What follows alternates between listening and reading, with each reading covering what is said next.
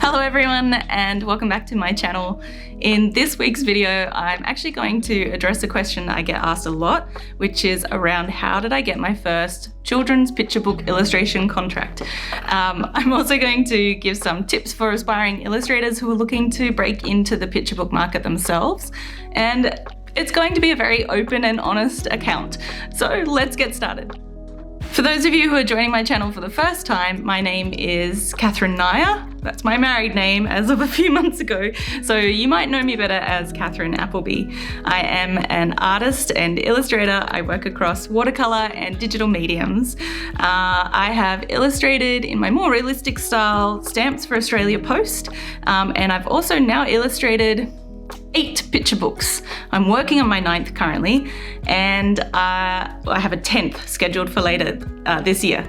I've often been asked how I got my start in children's picture book illustration. So I'm going to give you a little bit of backstory just to set the scene. Growing up, I always had this dream of being a cartoonist. Now, like many of us, I was also told that art and illustration, anything to do with that, is not a career choice. So I had a dream also of being a vet up until year 10-ish. Then I wanted to be a doctor. And then I ended up being a secondary teacher, which I loved. But after a couple of years of teaching, to be honest, that spark of I want to be an artist that was sitting kind of on the back burner, it never went away. And in fact, if I wasn't doing art, I found that I would get kind of depressed. So after a couple of years with some experience under my belt, I decided to go and study a second degree, this time in visual arts, and it was run as a double degree, so I also studied marketing. When I completed that degree, getting out of university, I decided to go into marketing because again I thought this was a sensible career choice, and honestly I love it as well, so it's not been a bad thing.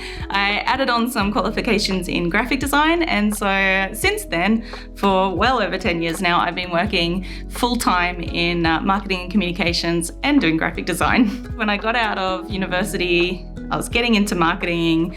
I did actually run a side business making creative jewelry. So I used to design the jewelry and I would get it etched out of some timber. It would come back and I would paint it with these tiny little brushes and turn it into this creative jewelry that I used to then sell online, and I started getting some into some shops as well. But the illustration thing, the whole desire to do that never went away. And in fact, during university, something that was so great about having the opportunity to study visual arts was that you had the opportunity to just experiment. So experiment with different mediums, experiment with different styles, learn about other artists, network. All of this stuff was really important. And for me, it was the first time that I really got into illustration. So when I got out of university and I started marketing as my full-time career, I never really gave up on illustration. I kept doing it at nighttime as a hobby. I just really enjoyed it. So from that, I actually had a body of work that I was developing from university. My university work was a bit different, but I was still working on, these more children's picture book style illustrations. And I just kept developing that body of work, kept playing, which I think is so important. I joined the 52-week illustration challenge. It was a Facebook group at the time, and then they also moved on to Instagram, and it was exactly what you'd expect. It was a one-word prompt every week, and you had to illustrate it and post it into the Facebook group by the end of the week. So that meant every week I was creating at least one new artwork, even though I was still working and doing other things full-time. And that was great fun. Something that was so good about that was meeting all the people. Some of these people were published illustrators, some of them were even published authors, and it was so great to talk to them and start to think, this is possible. People actually illustrate children's picture books. This is actually a thing. As well as that, I joined Illustrators Australia, and again, that networking aspect, but also what that meant was I was able to put my portfolio of work online. And then I also had just a free website where I had my own portfolio of work as well that I would add to and delete and so on, as well as just posting on my Instagram and Facebook page. So that's kind of the things I was doing on the side whilst working full time. But I remember chatting with my manager at the time once, and, again, just wishing, I just really want to illustrate a children's picture book. And, I remember just saying, why don't I just do it? Why don't I just send off my portfolio and see what happens? Because really, what have I got to lose? The worst that they're going to say is nothing, no response, or no. And is that anything, or do I just keep trying? Like, what is the worst that can happen? It's really not that bad. But what is the best that can happen is that maybe someone will say yes. And I remember saying this to her, and then something really unexpected happened. Literally 2 or 3 days later, I was contacted by a publisher, by Little Steps Publishing, somehow, and to this date, I don't even know how, but an author had seen my work online, and he was getting his story published with Little Steps Publishing, and he wanted to see if I was available to publish it. Now, at that point, I had not put it out there that I wanted to do children's picture book illustrating. This was more something internal. But the thing that I was doing, like I said, was that I was creating the work and just putting it out there. No promotion, no marketing. I say this as someone who works in marketing. I am probably the worst at marketing my own work. I don't know how he found me, but I am so grateful he did. My initial response was, I think this is a hoax. I contacted one of the published authors who, she's been in the authoring world for many, many years, and I asked for a little bit of advice. So she told me, first off, it's not a hoax, these guys are real. And then she was also able to give me some advice around contract negotiation. And that's how I got my first children's book contract. So this is Little Sewer Samuel. This is the very first story I illustrated. Now, when like I said, when I got that contract, I still remember actually signing on the dotted line of this contract, actually not knowing how to do digital illustration. So the publisher had asked if I can please illustrate this work digitally. Now, mostly I had been illustrating and sketching with pencils and in watercolor. So suddenly I was going to have to learn digital illustration. And I thought, you know what? I have graphic design under my belt. I know how to use Photoshop. I'm a smart person, I think. So let's just figure it out. I thought I'm just gonna fake it until I make it. And I remember signing that contract and being just a little bit scared. Learning the whole process of making the storybook, from doing storyboards through to roughs and everything. In the background, I was also watching digital illustration tutorials and trying to teach myself and developing my own style in digital illustration. So it was a really interesting time. I'm very grateful for the time though. And I'm grateful that I didn't let the fear stop me. Actually, Little Sewer Samuel, this guy, I'm still so in love with this book. I'm still so in love with this character. He's still, to date, one of my most favorite characters that I've created. That was my very first children's picture book illustration contract. And that was back in 2016 that was published. I think I was working on it in 2015, so around about 10 years ago, which is insane to think about.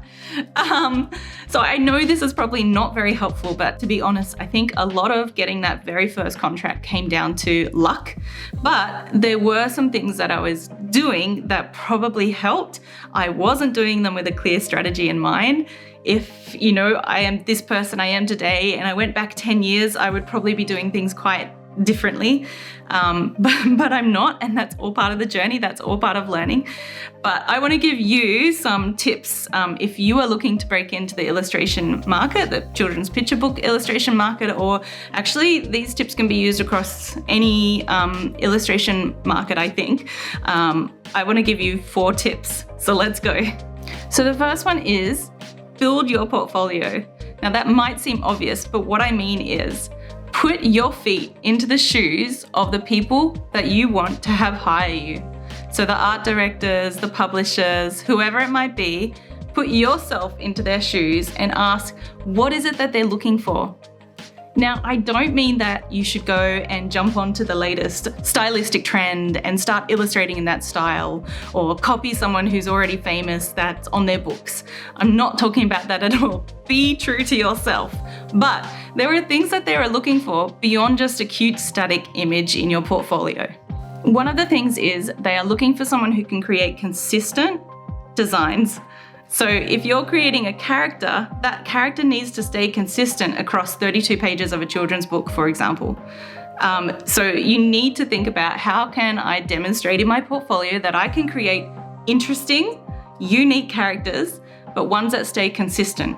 You might want to do some character designs, looking at some turnarounds, or, there are so many examples of this on the internet. If you want to Google it, Google character turnaround, you'll see what I mean. Or just have a think about, how can I demonstrate that I can create characters and I can make them consistent, and they're interesting, they're unique. How do I do that? Alongside that, they're also looking for characters that display a range of emotions. So not ones that are just always smiling.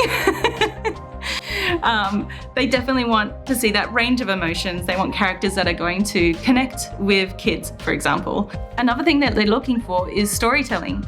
So how can you create some sequences in your portfolio that tell a story?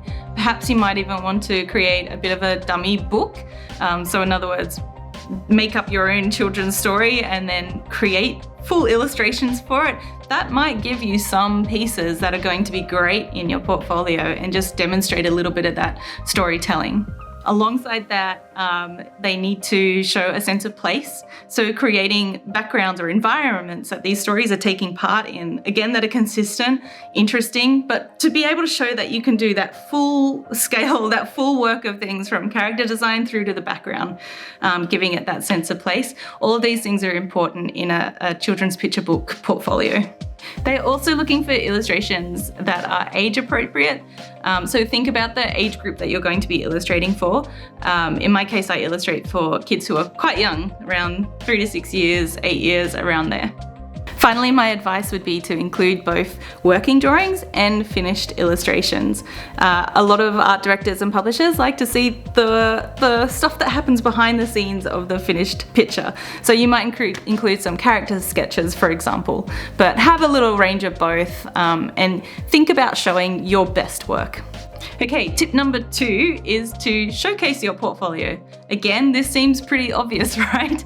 But there are different ways that you can think about doing this. For me, back in the day, as I said, I had joined the 52-week illustration challenge group, and that was a really great way to actually start showing my work online, because not only was I posting into the Facebook group, but they were then reposting into places like Instagram. And actually, a lot of the illustrators who were in that group got some work out of that, because little did we know there were art directors who had paid attention and were looking at that group and the artwork that was going up every week.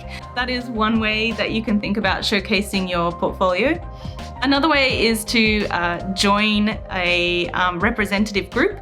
So I have joined Illustrators Australia. So it's an association of illustrators in Australia.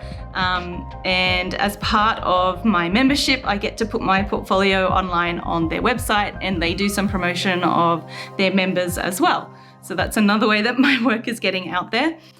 And of course, and maybe most importantly, I have my own website where I have my portfolio. Now, back in the day, I just had a free website. I think it was a Weebly. This is not sponsored. I now have Squarespace, also not sponsored. I love them. But having your own space that you own, with your own portfolio on there that you can then change as regularly as you want, you can curate.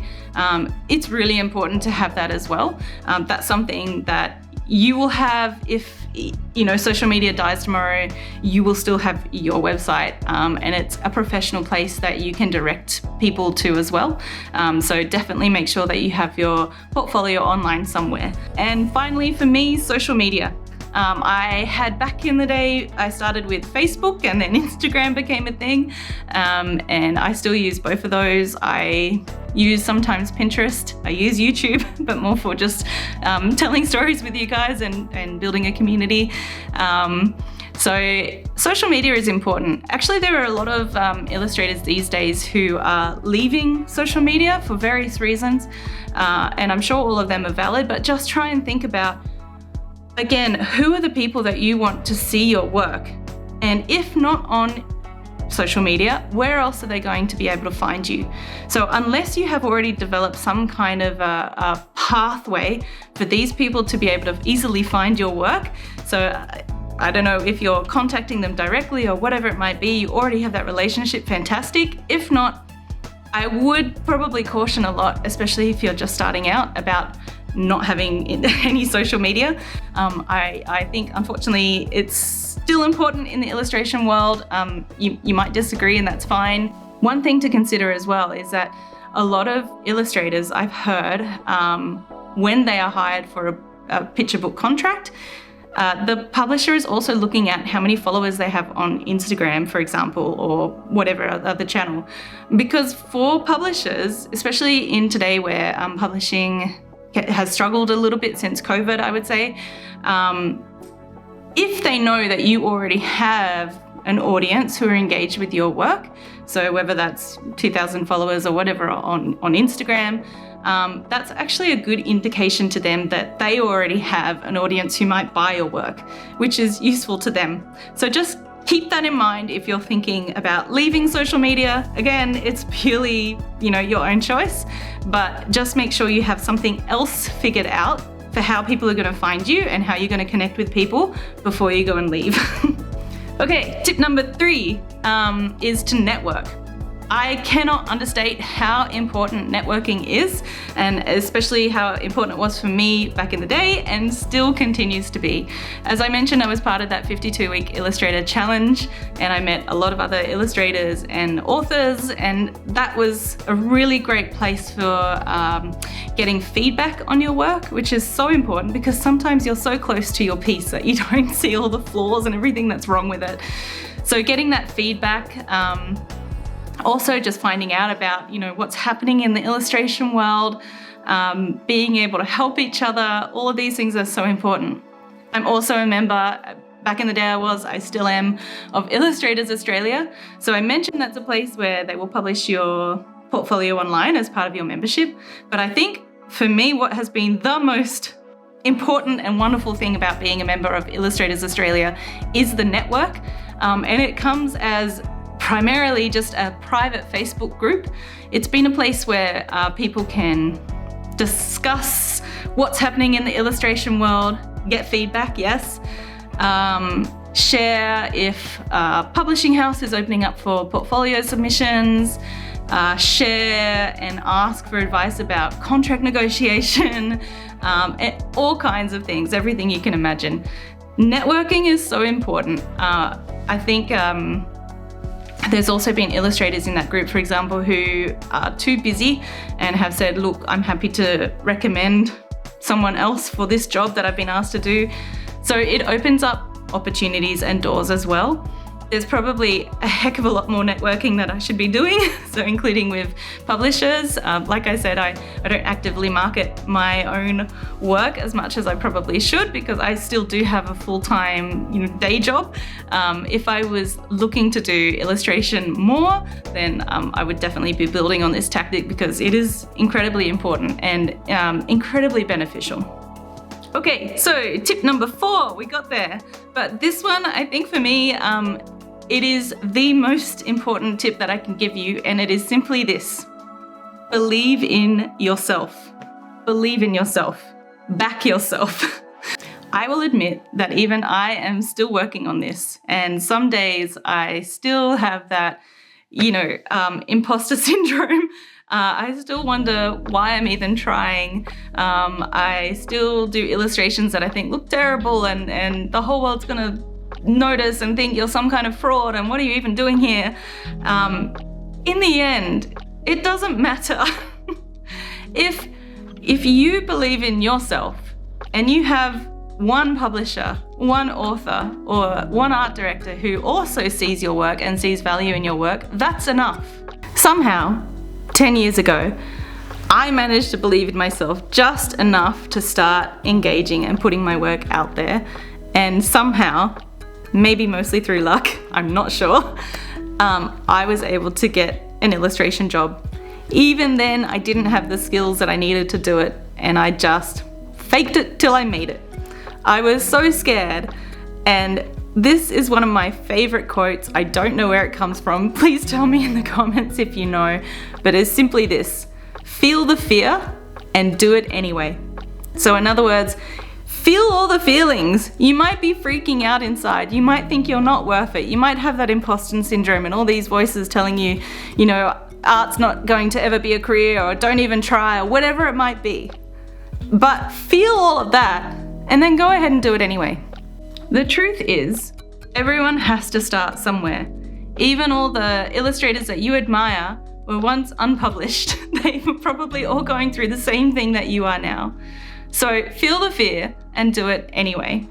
Share your work. Send your portfolio to agencies. Whatever it takes, just start making the steps, because you never know how it's going to work. Like I said earlier, the worst that could happen is that you hear nothing or someone says no. But the best that could happen is that maybe it might turn into something. Just do it. There's never a right time. The right time is right now. So that is my final tip. Just do it. So if you are looking to break into the children's picture book illustration market, that is my 4 tips for you.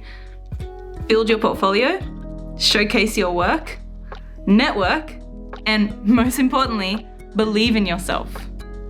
I hope you found these tips useful. Please give this video a like if you did. It really does help to let me know if this is the sort of content you're interested in. Leave a comment below to also let me know what other videos you're interested in seeing me make, or to leave a tip for other aspiring illustrators.